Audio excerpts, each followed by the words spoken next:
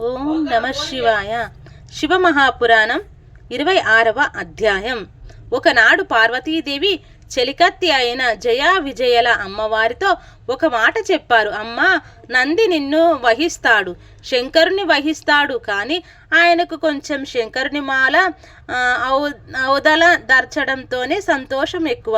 భృంగి అయితే మన మాటే వినేవాడు ఒకడు లేడు. అలాంటి వాడు మనకి ఒకడు ఉంటే బాగుంటుంది. అందుకని నీవు ఒకటిని సృష్టించి ద్వారపాలకుడిగా పెడితే వాడు నీ మాటే వింటుంటాడు. అలాంటి వాడిని తయారు చెయ్యి. అతడు మన అంతఃపురమును కాపాడటానికి పనికి వస్తాడు అని చెప్పారు. వారి మాటలు విన్న పార్వతీదేవి అలాగే చేద్దాం అని తన శరీరమునకు ఉన్న మలమును స్నానం చేసేటప్పుడు నలుగు పిండిలా తీసి దానిలోంచి ఒక పిల్లవాడిని తయారు చేసింది. నలుగులోంచి తయారు చేయబడిన పిల్లవాడు ఎలా ఉన్నాడని ఎవరికీ తెలియదు. చాలా బాగుండాలని అమ్మవారు సంకల్పం చేసి ప్రాణప్రతిష్ఠ చేసింది. వాడు లేచి కూర్చున్నాడు. అప్పుడు వానితో, నీవు వెళ్ళి ద్వారము దగ్గర కూర్చొని ఎవరి లోపలి రాకుండా నిలుపు అంది. అప్పుడు ఆ పిల్లవాడు ద్వారం దగ్గర కూర్చున్నాడు. ప్రమద గణములలో ముందు నందీశ్వరుడు విజయం చేస్తున్నాడు ఉండగా శివుడు లోపల వెళ్ళబోయాడు. ఈ పిల్లవాడు లోపలికి వెళ్ళటానికి వీలు లేదు అన్నాడు. ముందు శంకరుడు జోక్యం చేసుకోలేదు. అప్పుడు ప్రమద గణములకు ఆ పిల్లాడికి మధ్య యుద్ధం జరిగింది. ఎవరు సలహా చెప్పారో వాళ్ళే అమ్మం వారి దగ్గరకు వచ్చి, అమ్మా, పిల్లవాడు యుద్ధం చేస్తున్నాడు కాబట్టి నీ శక్తులను పిల్లవాడికి ఇవ్వవలసింది అని చెప్పారు. అమ్మవారు శక్తులను ఇచ్చింది. ఆ పిల్లవాడు అద్భుతమైన యుద్ధం చేసి ప్రమద గణములన్నింటినీ ఓడించేశాడు. ఇంకా అక్కడ నుంచి బ్రహ్మ విష్ణు కూడా వచ్చేశారు. యుద్ధానికి అయిన ఆ పిల్లవాడు శంకరుని లోపలికి పంపించలేదు. అప్పుడు శంకరుడు చేతిలో త్రిశూలమును పట్టుకొని పిల్లవాని కంఠమును గురిపెట్టి విసిరాడు. అప్పుడు త్రిశూలం ఆ పిల్లవాని కంఠమును ఉత్తరించేసింది. ఆ పిల్లవాడు కిందపడి మరణించాడు. తర్వాత శంకరుడు లోపలికి వెళ్ళాడు. భార్యాభర్తలిద్దరూ సంతోషంగా మాట్లాడుకుంటున్న సమయంలో పార్వతీదేవి బయట కాపలా పెట్టిన పిల్లవాని ప్రస్తావన వచ్చింది. అప్పుడు శివుడు ఆ పిల్లవాడిని త్రిశూల ధారణ చేత చంపేశాను అన్నాడు. అప్పుడు పార్వతీదేవి, అయ్యో, ఆ పిల్లవాడిని నేనే సృష్టించాను, చంపేశారా అని దుఃఖమును పొందింది. ఆవిడ దుఃఖమును ఉపశమింపజేయడానికి దేవతలందరూ వచ్చారు. ఆవిడ శంకరుణ్ణి తన బిడ్డను మరలా బ్రతికించమని అడిగింది. అప్పుడు ఆయన తన అనుచరులను పిలిచి, మీరు ఉత్తర దిక్కుగా వెళ్ళి మీకు మొట్టమొదట కనబడిన ప్రాణి ఏదైతే ఉంటుందో దాని తలకాయ తీసుకురండి. ఆ తలకాయ పిల్లవాడికి పెడతాను అన్నాడు. వాళ్ళకి మొట్టమొదట ఏనుగు కనిపించింది. వాళ్ళు దాని తలకాయ పట్టుకొచ్చారు. దానిని ఈ పడిపోయిన పిల్లవాని కంఠమునకు కలిపారు. ఆ పిల్లవాడు చక్కగా లేచి కూర్చున్నాడు. ఇప్పుడు వానికి శంకరుడు ఒక్కడే ఎవరో తెలుసు. శంకరుని నమస్కారం చేశాడు. వెంటనే శంకరుడు కూడా వాడిని ఎత్తి తోడ మీద కూర్చోబెట్టుకున్నాడు.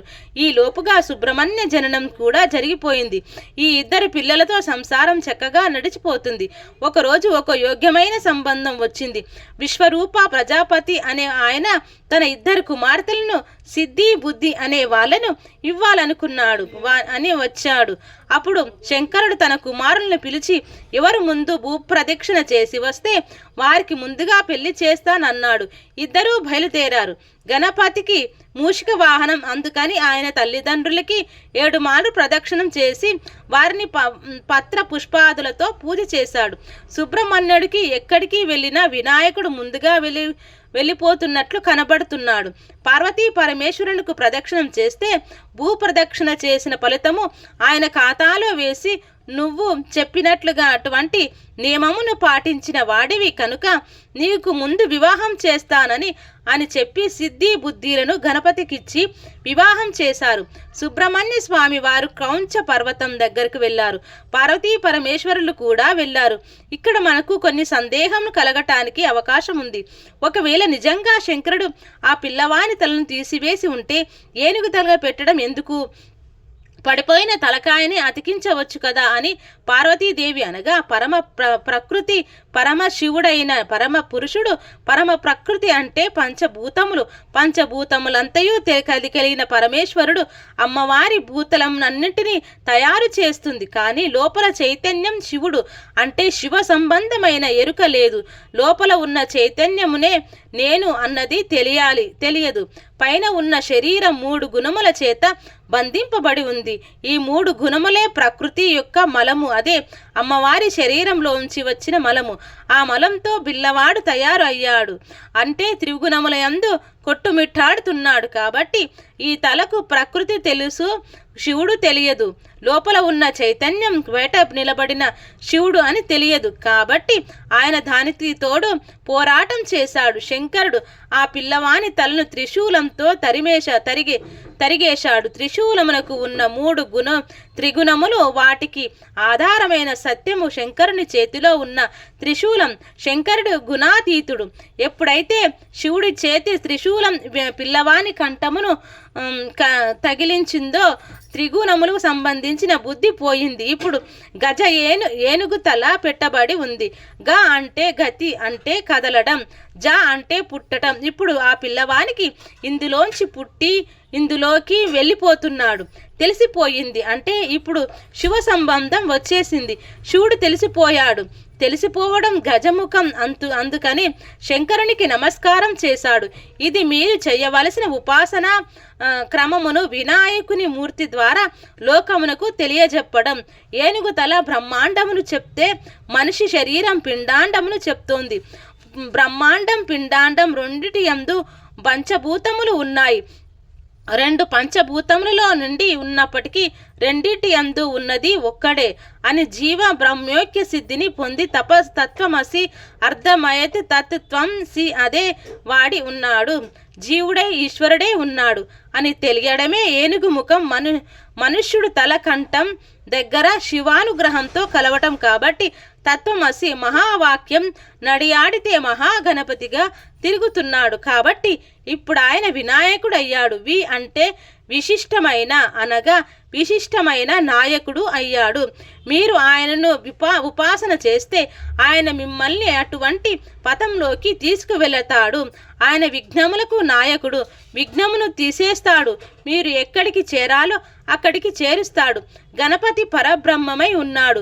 ఈయనకు సిద్ధి బుద్ధి భార్యలు. ఎవరు బుద్ధిని ఉపయోగిస్తారో వాడు సిద్ధిని పొందగలడు. బుద్ధి అనేది ఒక్క మనుష్య ప్రాణికి ఉంది. గణపతి ఆరాధన చేత మంచి బుద్ధి వచ్చి సిద్ధి పొందటమే ఆయనకి సిద్ధి. బుద్ధి భార్యలు అయి ఉండటం అనుగ్రహం.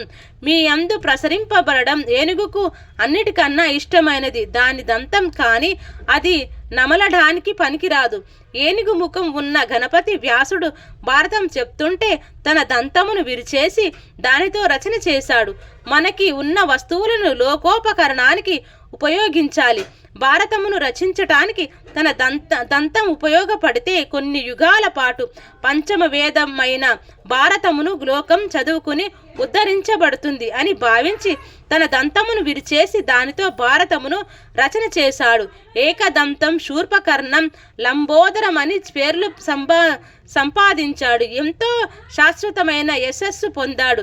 శివుడు ఎంత సులభుడో వినాయకుడు అంత సులభుడు. 21 గరిక తెచ్చి ఆయన పాదముల మీద వేస్తే చాలు అన్నీ ఇచ్చేస్తాడు. కొద్దిగా సింధూరమును గండయుగ్మమునకు రాస్తే చాలు పొంగిపోతాడు. ఏనుగు తల కనబడితే మంగళప్రదము. చివరకు కలలోకి ఏనుగు వచ్చినా అది మంగళప్రదమే. గణపతి స్వరూపంలో చిత్రమైనది ఎలుక. గణపతికి వాహనం ఎలుక దొంగతనానికి ప్రతీక. మనతో పాటే ఉంటుంది. మన వస్తువులన్నీ ఎత్తుకుపోతూ ఉంటుంది. మన బ్రతుకు అంతే. విఘ్నేశ్వరుని ప్రార్థిస్తే మనకి ఆయన 10 మంది హృదయాలను కొల్లగొట్టగలిగిన దొంగతనమును పొందుతాడు. అనగా ఈశ్వరాభిముఖుడై భగవద్భక్తి చేత తాను మాట్లాడిన మాటలకు పరవశులై చాలా మంది హృదయాలను తాను కొల్లగొట్టే దొంగ అవుతాడు. ఇలా మారటానికి ఎలుక విఘ్నేశ్వరుని వహించింది. మీరు కూడా అలా వహించడం నేర్చుకోవాలి. 10 మంది ప్రేమను సంపాదించుకోవడం నేర్చుకోవాలి. దీనిని సూచించడానికి ఎలుకను వాహనంగా పెట్టుకున్నాడు. ఎలుక చెవులు చిన్నగా ఉంటాయి. చేటలాగా గణపతిని నమ్మి ఆవాహన చేసి జాగ్రత్తగా ఉపాసన చేస్తే లోకంలో పొల్లు తీసేసి సారం వైపుకు మనలను నడిపిస్తాడు.